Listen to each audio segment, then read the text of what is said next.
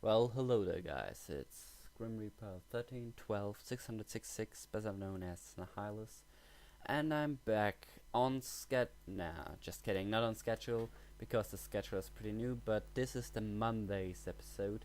So, you guessed right, it will be at Sugarcube Corner that's gonna be updated. We are on chapter 6 at the moment, as all of you know, of course.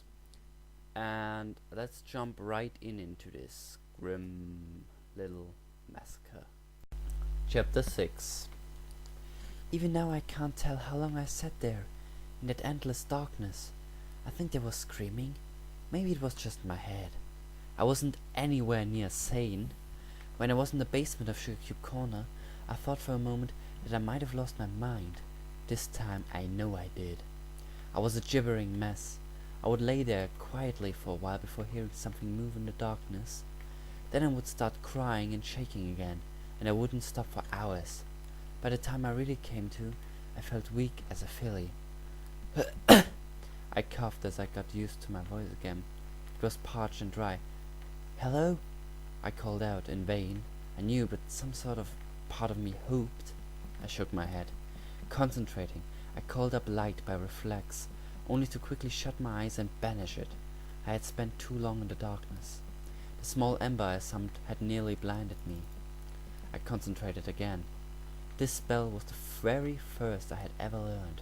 Before telekinesis, before translocation, I learned to call up light, and now I focused on it, like I hadn't done since I was a filly in Celestia's titering chambers. Slowly, painstakingly, I summoned up a tiny flicker as I opened my eyes. I began to perspire from the effort of controlling the minute energy flow that was maintaining the little light. Carefully, I increased its magnitude, slow enough to allow my eyes to adjust to the new light source. Wherever I was, I knew blinding myself at the start wouldn't be a good plan.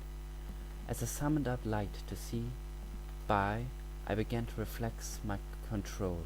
The light was reaching a level I could manage on an instinctual level now. I started to notice other things about my environment, namely the stench. It stank of filth, not blood or viscera or any of the things that terrified part of my mind had begun to associate with her. Just filth, like the stink of a trash heap in the summer sun. I tried in vain to shake the smell out of my nose. It wasn't horrifying, just immensely unpleasant. I will admit, though, that such a regular everyday smell set my mind at ease as much as it unnerved me. It was familiar, but something familiar in a place like this was strange in a wholly different way. Satisfied with the degree to which my eyes had adjusted, I finally focused a bit more power into the light that sat at the tip of my horn. Radiance bloomed, but I quickly diffused it out so as to make the light in front of my face less intense. I choked back whatever was left in my stomach as I saw where I was. Some kind of ruined building. It looked like the floors, walls, and ceiling were all rotting. There was a moldy mattress in the corner stained with something I didn't bother to define. Something about the building seemed familiar, but I couldn't quite put my hood on it. I shook my head again, now more to clear it to stray thoughts than of the smell, which I was quickly learning to ignore. I froze at the sound, looked around, but didn't see any pony. I miss my parents. The room was empty, completely empty. There was no furniture except the moldy mattress. There were no other outlying rooms. I craned my back forward and listened, trying to figure out where the sounds were coming from. I stood there feeling foolish for a few moments before I stepped back a few hoofs. It must have been in my head, I laughed bitterly. It's not exactly the most stable place anymore. I continued my observations of the room. The more I looked at the structure now, the more that nagging sense of familiarity plagued me, though. Regardless of that thought, though, I decided that I couldn't understand how this room, or, if this was the state of affairs all over, how the building itself was still standing. By the volume of its decrepitude, it should have fallen over long ago. A quick scan showed a door, still miraculously on its hinges, in the corner. As much as I feared leaving this known space, I knew my friends were out there. I heard their distress before I blacked out. I couldn't leave them. I couldn't lose any pony else. I gently nudged the door open, hoping to sneak a peek into whatever lay beyond. A futile endeavor, since at the pressure the door finally gave in to its natural inclination and fell inward with a resounding crash.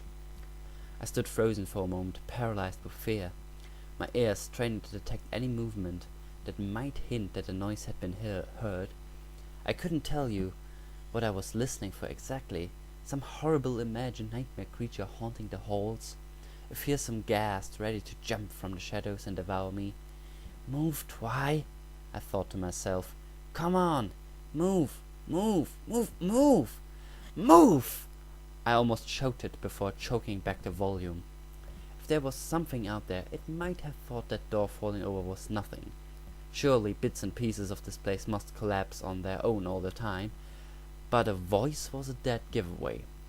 Fortunately, the shock actually shook me out of my own paralysis, and I moved into the next room, which, as it turns out, was in fact a long hallway, an incredibly dark and disgustingly rotted hallway, but at least it wasn't the lair of some hungry thing.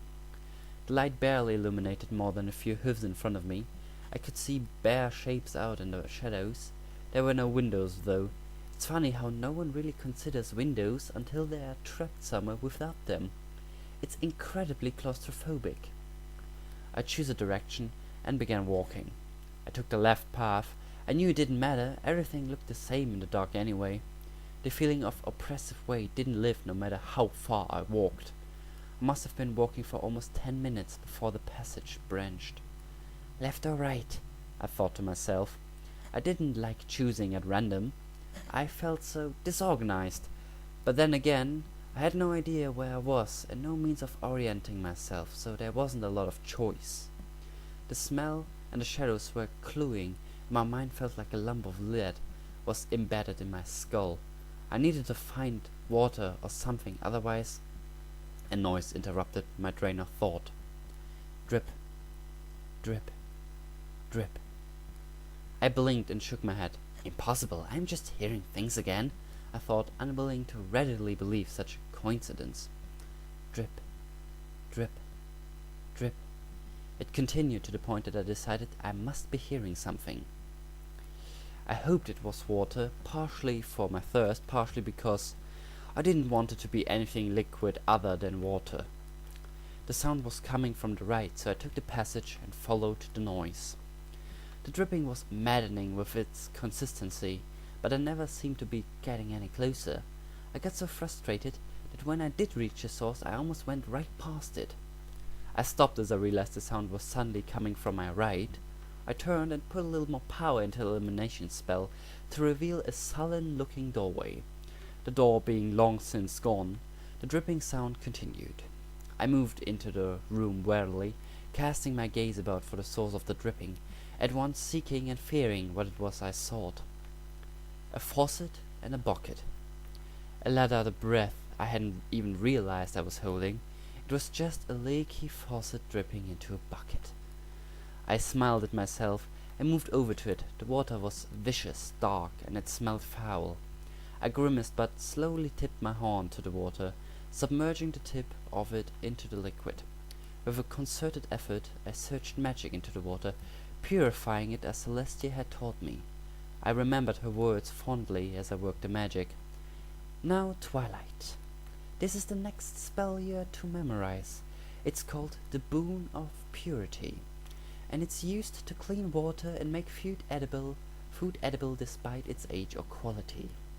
The regal Alicon instructed as she set a small book in front of my nose.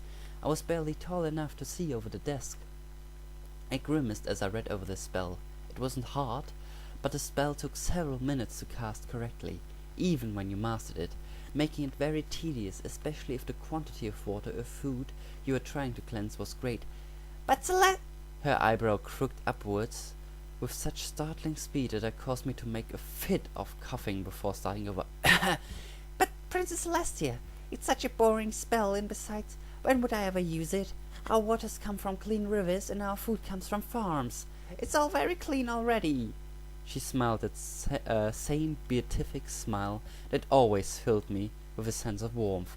Twilight, you never can know what dangers you'll face in life, and I would be remiss in my own duties as both your sovereign and your mentor if I didn't give you the means to at least feed yourself in any situation.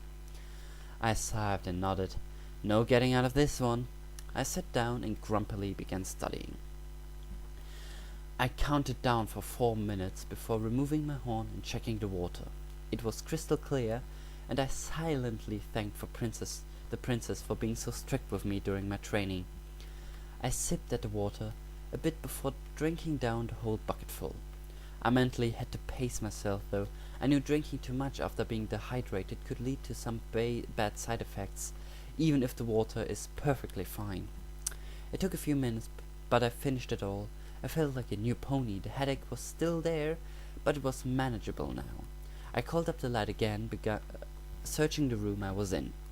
It seemed to be a stranger room. That sense of familiarity was stronger than ever. You'll never find me here. The whisper set my haunches up, and I whipped around. I knew I'd heard something. It had almost sounded like the voice of a filly. It sounded like the voice from the first room. I shivered for a moment, before banishing images of ghostly fillies from my mind. No time for such thoughts. I had to get Applejack, Rarity, and Fluttershy, and get out of this place. I stepped out in the hall, turned to my right to continue forward, and froze. It was her, in her dress, smiling at me. Oh, there you are, Twilight. I thought I lost you, silly filly. She giggled maniacally for a moment, and then a moment more, and then her laughter overcame her, and she fell to the floor in a fit of laughter. Oh, Twilight, you're almost late for the party.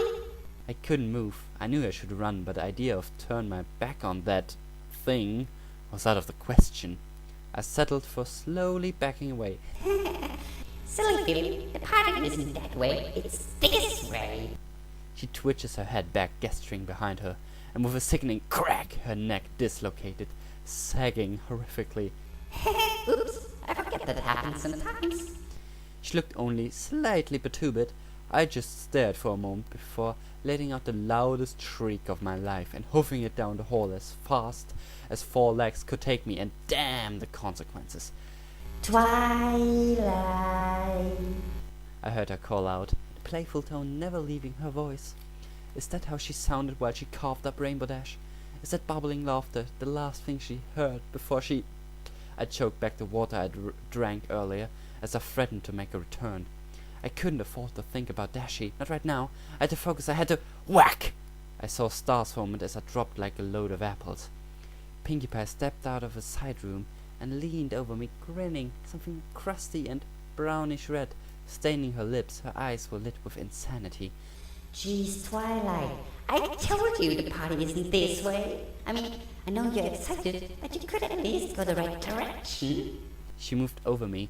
I saw a bloody length of pipe resting on her left haunch. Her head was back where it was supposed to be. Anyway, I guess if you're going to be excitable, I should just take you to the party, so you need to go to sleep now. She clambered on top of me and started trying to pry my mouth open with one hoof while brandishing a vile-looking cupcake in the other. I suddenly spasmed. I remembered the cupcakes on the table in the basement. I knew the foulness that created them. I felt her lose her grip in that gnome just long enough to... I kicked out with all the force in my back legs, catching her full in the chest. I felt a few of her ribs give way as she slammed against the wall. I got up, seized the dropped pipe, and swung it savagely against her head. It cracked again, dislocating and flopping unnaturally to the side. Despite all that punishment, she started trying to get up again. Owie, Twilight, that hurt. I cut her off as I swung that pipe again, this time at her legs. I heard a sickening crunch of her kneecap collapsing, and she falls to the floor again. I swung the pipe again and again. All the time, there was a constant droning in my ears. Halfway through, I realized it was me, whispering with every swing, "I'm sorry, crack! I'm sorry, crack! I'm sorry, crack! I'm sorry, crack!" I finally stopped. She didn't move anymore. Not that I left anything capable of movement. "Oh, Celestia, I'm sorry, Pinkie." I started crying, hot tears streaming down my face, as I stared down at the ruins of my friend's corpse. I turned my back on the wrecked mess. I created towards the direction of the party and started galloping. The tears kept falling as I tried desperately to ignore the conscious gurgling sounds coming from behind me. So, this was chapter 6 of at Sugarcube Corner. I hope you all liked it. Yeah, I did some fancy stuff with editing, I guess. I hope it's not too much over-edited for you guys. And I will see you next time. Leave a comment, leave a like, whatever you want. See ya.